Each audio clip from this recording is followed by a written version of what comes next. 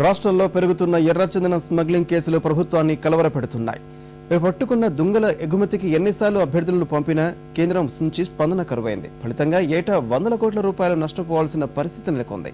అడవి దొంగలు అధికారులతో కుమ్మక్కై దొరికింది తడువుగా చీకటి వ్యాపారాన్ని యథేచ్ఛగా అభివృద్ధి చేసుకుంటున్నారు. దేశవ్యాప్తంగా ఎర్రచందనం సాగులో రాష్ట్రానిదే అగ్రస్థానం. కడప, చిత్తూరు, నెల్లూరు, కర్నూలు జిల్లాల్లో 5 లక్షలకు పైగా హెక్టార్లలో ఎర్రచందనం చెట్లున్నాయి. టన్ను ఎర్రచందనం దుంగలు దాదాపు 10 లక్షల రూపాయల వరకు పలుకుతుంది. ఇంత డిమాండున్న ఎర్రచందనం అక్రమ రవాణా అధికారులకు ముచ్చెమటలు పట్టిస్తోంది. అక్రమార్కులు స్థానికులను అడవుల్లోకి పంపి యథేచ్ఛగా చెట్లను నరికిస్తున్నారు. వివిధ మార్గాల్లో ఎర్రచందనం దుంగల్ని చెన్నై రేవుకు తరలించి అక్కడి నుంచి సింగపూర్, జపాన్ దేశాలకు పంపుతున్నట్లు అటవీ శాఖ చెప్తోంది.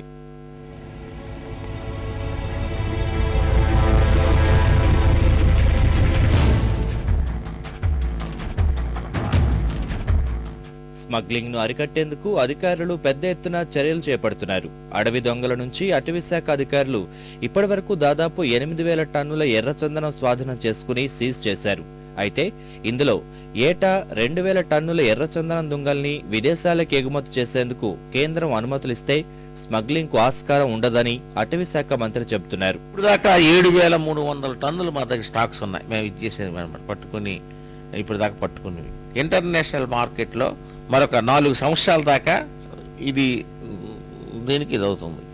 అంటే దానివల్ల ఇవి కానీ మాకు కానీ కేంద్ర ప్రభుత్వం దీన్ని ఎగుమతి చేయడానికి కానీ వాళ్ళు అనుమతి ఇచ్చినట్లయితే 4 సంవత్సరాల దాకా ఎటువంటి స్మగ్లింగ్ కూడా ఉధృతంగా జరిగేటువంటి అవకాశం లేదు. ప్రపంచ దేశాలకు ఏటా 200 కోట్ల రూపాయల విలువైన ఎర్రచందనం దుంగలు అవసరమవుతాయని అంచనా.